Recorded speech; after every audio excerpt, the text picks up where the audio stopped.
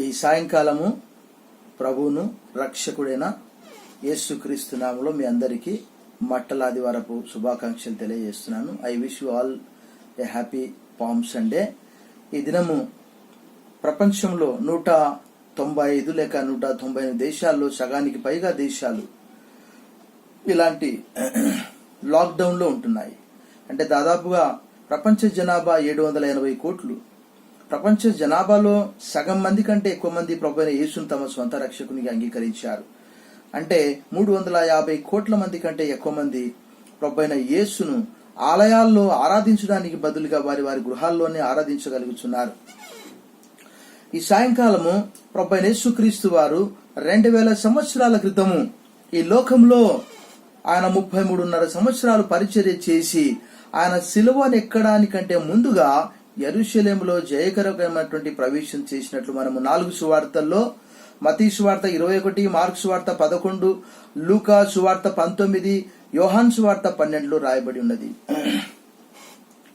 మరి యెరూషలేములో అనేక మంది ప్రభు పేరట వచ్చువాడు స్తుతింపబడును గాక, ఇశ్రాయేల్ రాజునకు స్తోత్రము అని చెప్పి అనేక మంది ప్రజలు ప్రభువును వెంబడించినట్టు మనం చూస్తున్నాము. మరి ఈ సాయంకాలము కొద్ది నిమిషాలు మనం యేసు ప్రభు వారు జయకరమైనటువంటి ప్రవేశం ఎందుకొరకు చేశాడు, యెరూషలేంలో ఎందుకు ప్రవేశించాడు అన్నటువంటిది ఈ దినం నేను సువార్తల్లో నుంచి చెప్పడం లేదు, కానీ కీర్తనల గ్రంథము 24వ కీర్తన 9వ వచనంలో నుండి కొద్ది నిమిషాలు మాత్రం నేను ధ్యానంలో నడిపించడానికి ఇష్టపడుచు ఉన్నాను. గుమ్మములారా మీ తలలు పైకెత్తుకొనుడి, పురాతనమైన తలుపులారా మహిమగల రాజు ప్రవేశించున్నట్లు మిమ్మును లేవనెత్తుకొనుడి. కీర్తనల గ్రంథంలో చూస్తే మనము 22వ కీర్తనలో ప్రభు యొక్క శ్రమలు మనం చూస్తూ ఉన్నాము. నా దేవా నా దేవా నన్నేలా చేయి విడనాడితివి, చేయి విడిచితివి.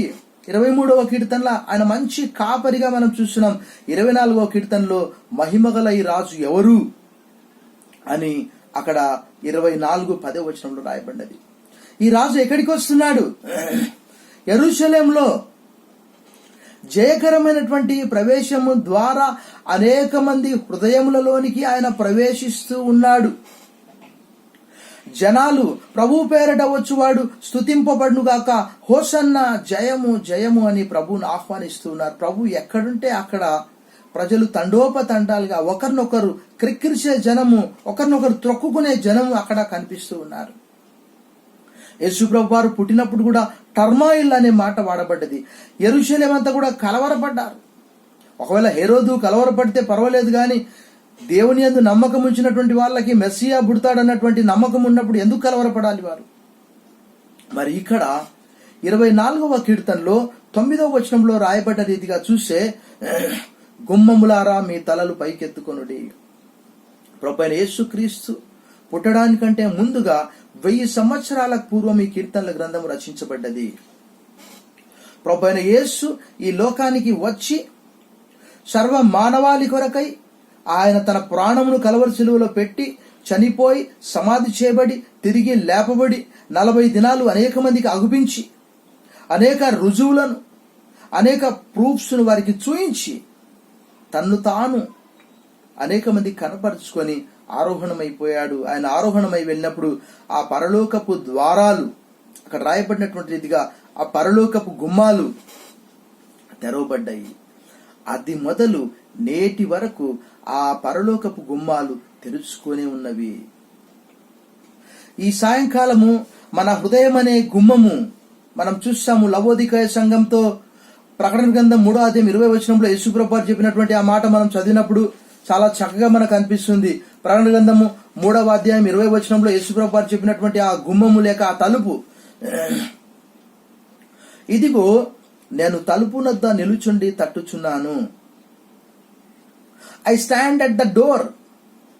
ఎవడైనా ఆ స్వరం విని తలుపు తీసిన ఎడల నేను అతని వద్దకు వచ్చి అతనితో నేనును నాతో కూడా అతడును భోజనము చేయుదుము. What a great privilege! ఎలాంటి గొప్ప అవకాశం సర్వ మానవాళికి కలుగుతూ ఉన్నది. ఆ రోజు లవోదికయ సంఘంతో చెప్పాడు, ఈరోజు సర్వ మానవాళికి కూడా ఆ హృదయం అనే తలుపు మనందరికి తెలుసు. మన పాటల పుస్తకంలో హృదయం అనే తలుపు వద్ద యేసు నిలుచున్నాడని పాట. ఎంతసేపు మీరు ఆయనను బయట నిలబెడతారు? ఈ సాయంకాలము ఆయన ఈ లోకంలో యోహాను సువార్త 1 చూసినప్పుడు ఆయనలో జీవముండెను, in him there was life and the life was light unto human beings. ఆ జీవము మనుషులకు వెలుగుగా ఉండెను అని రాయబడింది. వెలుగై ఉండేది అనే మాట రాయబడినది. ప్రేమైనటువంటి దేవుని బిడ్డలారా, యేసు ప్రభువు వారు ఈ లోకానికి ఎందుకొరకు వచ్చాడంటే మనం చూస్తూ ఉన్నాము. ఆయన మానవులందరి కొరకై, గొర్రెల కొరకు, యోహాను సువార్త 10:10 ప్రకారము గొర్రెలకు సమృద్ధిగా జీవము కలగడానికి వచ్చాడు. ఆయన యెరూషలేములో జయకరమైనటువంటి ప్రవేశము చేస్తూ ఉన్నాడనంటే ఇక్కడ కీర్తనల గ్రంథం 24:9 మనం చూసిన ప్రకారము, గుమ్మంలారా మీ తలలు పైకెత్తుకొనండి, పురాతనమైనటువంటి తలుపులారా. మరి ఆయన మన హృదయం అనే తలుపులోనికి, మన జీవితం అనే తలుపులోనికి, మన హృదయము ఒక విశాలమైనటువంటిది, మన హృదయం అనే వీధిలో ఆయన నడవడానికి ఇష్టపడుచు ఉన్నాడు. మహిమగల రాజు ప్రవేశించున్నట్లు ఆయన బలవంతంగా ఎవరి ఒంట్లోకి, ఎవరి ఇంట్లోకి, ఎవరి హృదయంలోనికి వచ్చేవాడు కాదు. ఆయన రాజుగా యెరూషలేములో ప్రవేశిస్తూ ఉన్నాడు. యోహాను సువార్త 12వ అధ్యాయంలో మాత్రమే ఇశ్రాయేలు రాజు స్తుతింపబడును గాక. నతానియేలు అన్నాడు, నీవు ఇశ్రాయేల్ రాజు అన్నాడు. You are the king of Israel అన్నాడు. ఆ మహిమగల రాజు ఈ లోకంలోనికి, మానవుల హృదయంలోనికి శాశ్వతమైనటువంటి గొప్ప రక్షణ ఇవ్వడానికి వచ్చాడు. మానవుల హృదయం అనే ఆ తలుపు స్టీల్ తలుపు, ఇత్తడి తలుపు, ఇనుము తలుపు బాగా త్రుప్పు పట్టబడి ఉన్నది. మానవుల హృదయము కఠోరమైనటువంటి హృదయంగా ఉంటున్నది. ఆయన మన హృదయంలోనికి రావాలనంటే మనం ఆహ్వానించాలి. ప్రభువా, lord Jesus, come in to my heart.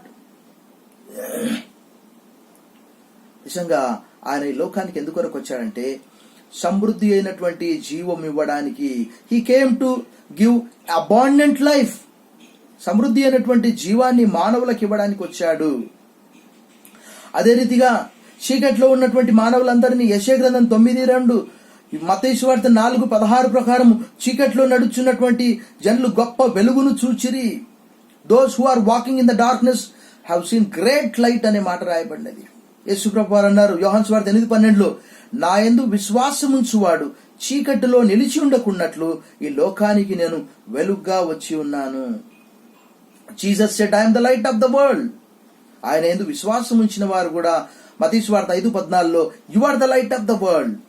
ఆయన మాత్రమే కాదు, ఆ లైట్ ను మనకు కూడా ఇచ్చాడు. ఈ సాయంకాలము నిజంగా ఆయన సమృద్ధి అయినటువంటి జీవం ఇవ్వడానికి వచ్చాడు.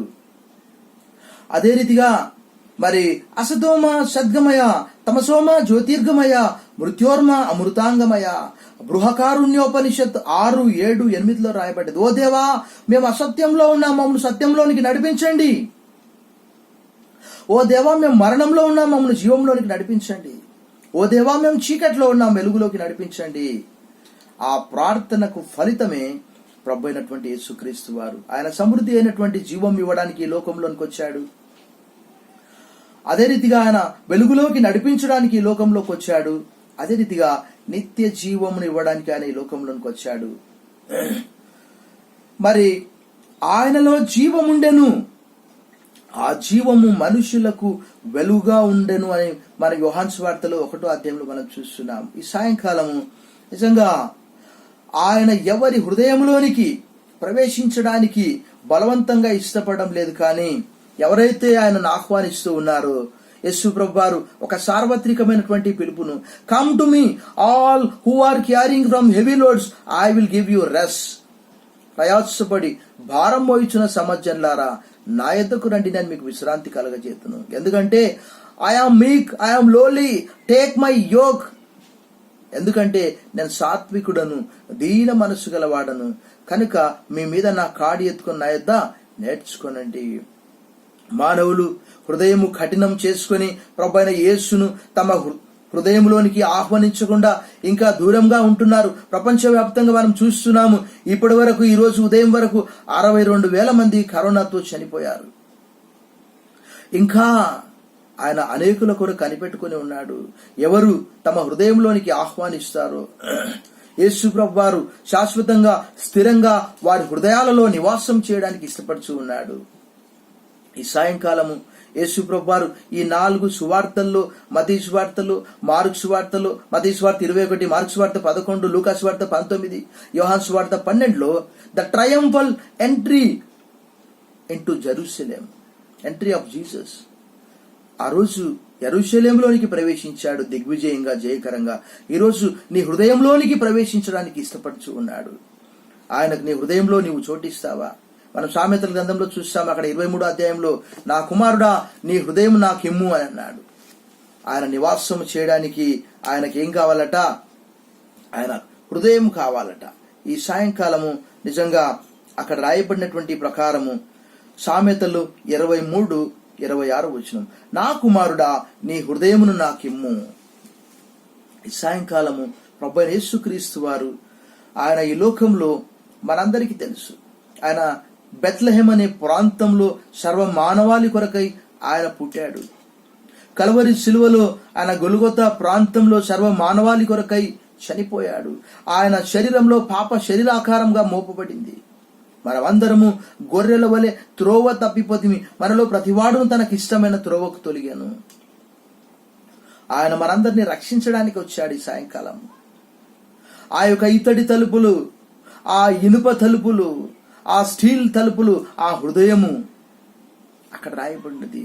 ఆయన మన హృదయంలోనికి రావాలంటే, గుమ్మములారా మీ తలలు పైకెత్తుకొనండి, పురాతనమైన తలుపులారా మహిమగల రాజు ప్రవేశించినట్లు మిమ్మును లేవనెత్తుకొనండి.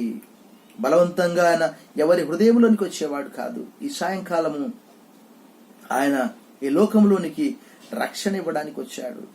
నశించిన దాన్ని వెదకి రక్షించుటకు మనుష్య కుమారుడు ఈ లోకమునకు వచ్చానని లూకా సువార్త 19:10లో రాయబడ్డది. మానవులందరూ పాపపు ఊబిలో, for all have sinned and come short of the glory అనే మాట రాయబడినది. ఏ భేదము లేదు, అందరూ పాపము చేసి దేవుడు అనుగ్రహించు మహిమను పొందలేకపోతున్నారు. ఆ హృదయము అనేకమైనటువంటి హృదయం అన్నిటికంటే ఘోరమైన వ్యాధి కలదది. The heart is deceitful above all, దాన్ని గ్రహింపగలవాడెవడు? ఆ హృదయంలోనికి ప్రభువును ఆహ్వానించకుండా మరి మనం చూస్తున్నాం, పరిచయులైతే దేవుని యొక్క రక్షణ అనే ప్రణాళికను లూకా సువార్తలో వారు తిరస్కరించినట్లు మనం చూస్తున్నాం. దాదాపుగా నేను గత పాఠాల్లో కూడా నేను తెలియజేశాను. దేవుని యొక్క సంకల్పాన్ని వారు తిరస్కరించారు. ప్రభువును తమ హృదయంలో చేర్చుకోవడానికి బదులుగా తిరస్కరించారు, వ్యతిరేకించారు. అక్కడ రాయబడినది లూకా సువార్త 7వ అధ్యాయంలోనే ఆ మాటను చూసినప్పుడు అక్కడ రాయబడినటువంటి మాట 30వ వచనం, పరిచయులను ధర్మశాస్త్రోపదేశకులను అతని చేత బాప్తిస్మం పొందక తమ విషయమైన దేవుని సంకల్పమును నిరాకరించిరి. ఈ సాయంకాలము మీ హృదయాల్లో, భక్తుడు అంటాడు కదా, ఎంతసేపు ఆయనను మీరు బయట నిలవబెడతారు. Is knocking the door of your heart. నీ హృదయమనే ఆ తలుపును ఆయన తడుతూ ఉన్నాడు. ఆ రోజు యెరూషలేములో జయకరంగా ప్రవేశించాడు. ఆయన రాజుగా ప్రవేశిస్తూ ఉన్నాడు. ప్రభు పేరట వచ్చువాడు స్తుతింపబడునుగాక. హోసన్నా అంటే జయము అనే మాట అక్కడ మనం చూస్తున్నాం. ఇంకా ఇశ్రాయేల్ రాజు అనే మాట యోహాను సువార్త 12వ అధ్యాయంలో వాడారు. అక్కడ ద కింగ్ ఆఫ్ ఇజ్రాయెల్. ఈ రాజు నీ హృదయంలో నివాసం చేయడానికి ఇష్టపడుచున్నాడు. ఒకవేళ ఈ సాయంకాలము ప్రేమైనటువంటి దేవుని బిడ్డలారా, మన పాపములన్నింటినీ కూడా యోహాను సువార్త 1వ అధ్యాయం 29వ వచనంలో, మరునాడు యోహాను యేసు ప్రభువారు తన వైపు రావడం చూసి, ఇదిగో ఈయన లోక పాపాన్ని మోసుకొని పోయే దేవుని గొర్రెపిల్ల. Here is the lamb of God who takes away the sins of the world. ఆయన మన పాపాలన్నింటినీ కూడా తన శరీరంలో భరించి వహించి సెలవునెక్కి మనందరినీ కూడా పవిత్రులుగా చేయడానికి ఈ లోకంలోనికి వచ్చాడు. ఒకవేళ ఈ సాయంకాలము మన హృదయాలు బండబారి ఉంటే, దేవుని వాక్యంలో రాయబడిన ఇర్మియా గ్రంథం 23వ అధ్యాయం 29వ వచనంలో, నా మాట అగ్ని వంటిది కాదా, బండను బద్దలు చేయి సుతె వంటిది కాదా. ఆయన ప్రేమగల పిలుపుకు లోబడి ఆయనను మన హృదయంలో చేర్చుకున్నప్పుడు సదాకాలము శాశ్వత కాలము ఆయనతో కూడా భోజనం చేసే సదావకాశము, గొప్ప అవకాశము, పరలోకపు ద్వారాలు మన కొరకు తెరవబడి ఉన్నాయి. మనం చూస్తూ ఉన్నాం. అక్కడ స్టెఫను రాళ్లతో కొట్టబడినప్పుడు ఆయన పరలోక ద్వారాలు తెరవబడడం చూశాడు. అపోస్తలుల కార్యంలో మనం చూస్తున్నాం ఆ విషయాన్ని. యాక్ట్స్ ఆఫ్ అపోస్టల్ చాప్టర్ 7 7వ అధ్యాయంలో అక్కడ చూస్తే 56వ వచనం, ఆకాశము అంటే పరలోకం అని అర్థం. ఆకాశము తెరవబట్టయు మనుష్య కుమారుడు దేవుని కుడిపార్శ్వమందు నిలిచి ఉంటాయు చూచున్నారని చెప్పాను.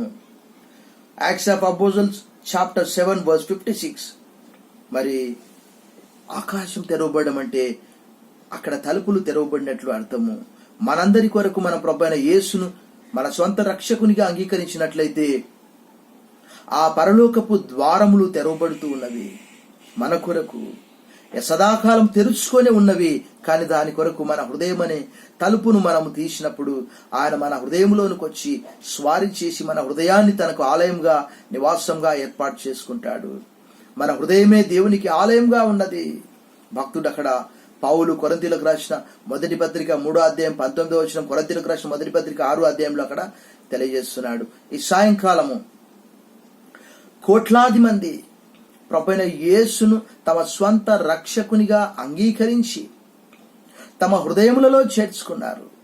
ఆయన కొరకు అనేక మంది మనం చూస్తున్నాం ప్రపంచవ్యాప్తంగా ఇంకా జీవించాలని ఇష్టపడుచు ఉన్నారు. భక్తుడు పౌలు అంటాడు, జీవించు వారికి మీదట తమ కొరకు కాక తమ కొరకు మృతి పొంది తిరిగి లేచిన వారి నిమిత్తమే జీవించాలని నిశ్చయించుకొని ఉన్నాము అని కొరింథీయులకు రాసిన 2వ పత్రిక 5వ అధ్యాయంలో అక్కడ భక్తుడు పౌలు తెలియజేస్తున్నాడు. ప్రియమైనటువంటి దేవుని బిడ్డలారా, ఈ సాయంకాలము ప్రభువైన యేసును నీ హృదయమనే ఆ వీధిలోనికి నీవు ఆహ్వానిస్తూ ఉన్నావా? నీ తలుపు ఒకవేళ త్రుప్పు పట్టిపోయిందేమో తలుపు తీయడానికి, ఆ త్రుప్పును దేవుని వాక్యం చేత కడగబడాలి.